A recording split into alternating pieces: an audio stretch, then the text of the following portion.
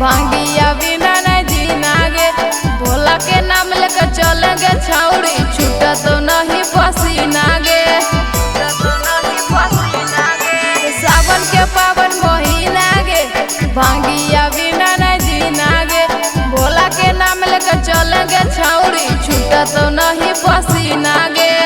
देवा घर जाई मी छौड़ी, मिल दो सहारा गे, देवा घर जाई मी छौड़ी, मिल दो सहारा गे। भोला बाबा पर जला चढ़ाई में दुल्हा मिल दो प्यारा गे, भोला बाबा पर जला चढ़ाई में दुल्हा मिल दो प्यारा गे।